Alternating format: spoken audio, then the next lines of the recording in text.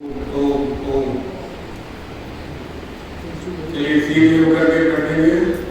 कोमलता के साथ में आंखों को बंद करें। लंबा गहरा सांस लेते हुए 3 बार ओम का उच्चारण करेंगे। श्वास भरें, ओम का उच्चारण।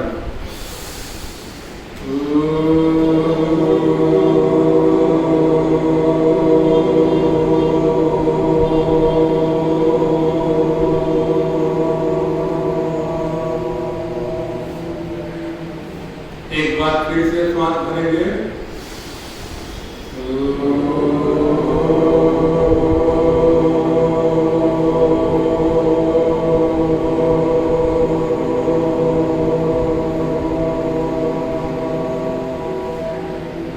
एक बार फिर से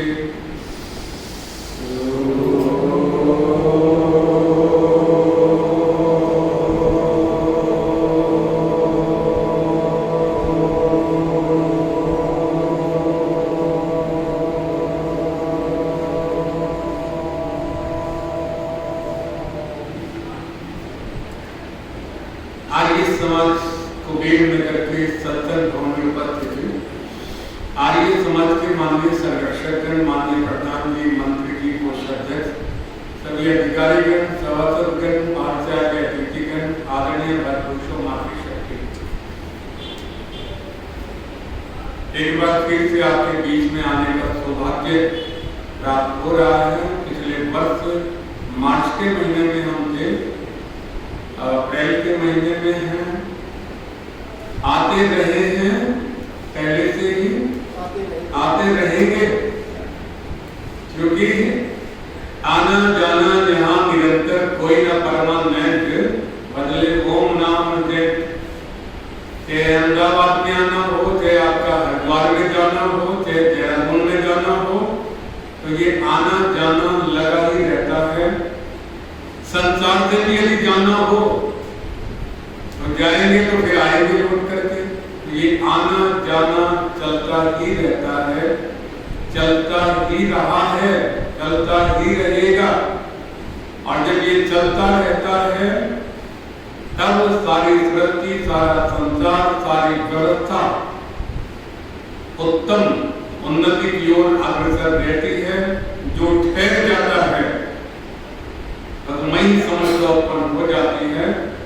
इसलिए जहां हरिद्वार से हम आते हैं, वहां हमने गंगा को देखा। ये गंगा गंगोत्री से निकलती है, और गंगोत्री से भी नहीं निकलती, गंगोत्री से भी लगभग 20 किलोमीटर पीछे, जिसे कहते हैं गोमुख, वहां से ये गंगा निकलती है। गंगोत्री के संत लोग चर्चा करते हुए कई बार जब जाना होता तो कहते आचार्य जी, पहले ये गंगोत्री से ही निकलती थी। जब वहां हमारा जाना होता रहता है तो हमने देखा बर्फ का बहुत विशाल पहाड़ है, और वो बर्फ भी इतनी पुरानी है, सदियों पुरानी है, नीली बर्फ है। और बर्फ का पहाड़ धीरे धीरे धीरे धीरे टूटता रहता है, और धीरे धीरे खिसकते खिसकते खिसकते ये गोमुख पीछे होता जा रहा है। इस समय लगभग 22 किलोमीटर की दूरी है।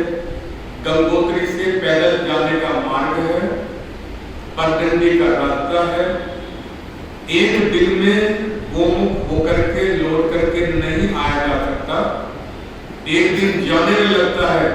पगडंडी का रास्ता, पैदल का मार्ग है, और वहां से उसी दिन वापस नहीं आ सकते।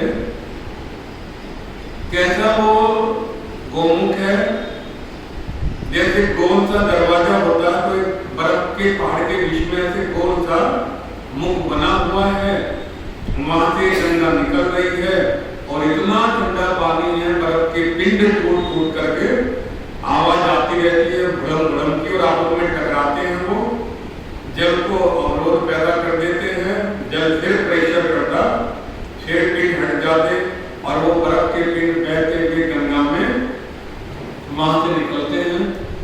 ज्यादा पानी नहीं वहां से निकलता, थोड़ा ही जल वहां से निकलता है, लेकिन ये इतना ठंडा होता है, इतना शीतल होता है। मुझे स्मृति में है कि जब हम वहां गए तो गोमुख के बिल्कुल पास में ही जाकर लेकिन नहाए कैसे, यहाँ पे भी तो चल करके भी आ गए, लेकिन जिनके अभ्यास में होता है। तब एक नागा साधु वहां पर आए और आकर के उन्होंने अपना डब्बा दिया और गौमुख से जल भर करके स्नान कर करके निकल गया। हम सोचे कि जब ये एक नागा साधु स्नान कर सकता है तो हम वस्त्र वाले क्यों नहीं स्नान कर सकते। हमने भी डब्बा लिया और पानी जब 2-3 डब्बे सर पे डाला तो पूरा शरीर ऐसा हो गया बिल्कुल सुन्न। जब तौलिए को शरीर पर घर्षण किया तो ऐसा लगा जैसे दीवार पे गिर रहे हो, इतना वो ठंडा वहां का जल है। ये गंगा वहां से निकलती है, हरिद्वार तक आते आते गंगनानी आएगी, उत्तरकाशी आएगी, देवप्रयाग आएगी, वहां से आते आते हरिद्वार ये जब आती है, हरिद्वार तक आते आते लगभग 1000 के लगभग छोटे छोटे झरने, छोटे छोटे स्रोत जो पहाड़ों से निकलते हैं। पहाड़ों के बीच में जो स्थान होता है वहां पर बर्फ पिघल करके जल इकट्ठा हो जाता, जब वो ओवरफ्लो हो जाता तब वहीं से वो झरना फूटता है। तो वो झरने इस प्रकार के छोटे बड़े बहुत से झरने इसमें मिलते हैं। और ये गंगा उन सबको अपने साथ लेकर के अकेली नहीं आती,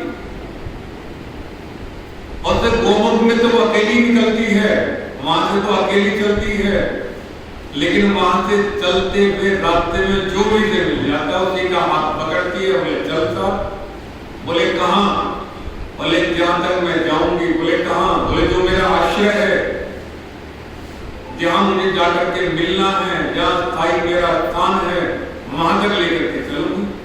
ऐसे तो ऋषि ध्यान जी महाराज ने कहा था जब वो बद्रीनाथ के अंदर थे, माना गांव से आगे गया गुफा वहां पर है और साधना करते थे और अलकनंदा उन्होंने पार किया था। वहां उनके मन में विचार उत्पन्न हो गया था कि मोक्ष की तो लगभग प्राप्ति हो ही गई है। मोक्ष से अभिप्राय ये नहीं कि आप संसार से जाएंगे तभी मोक्ष प्राप्त होगा। ऋषि से पूछा मोक्ष क्या है, अब ऋषि लिखते हैं दुखों से छूटना ही मोक्ष है। जब दुखों से छूट गए तो जीते जी मोक्ष प्राप्त हो गया, फिर परमात्मा का सुख भी आपको मिलना शुरू हो जाता।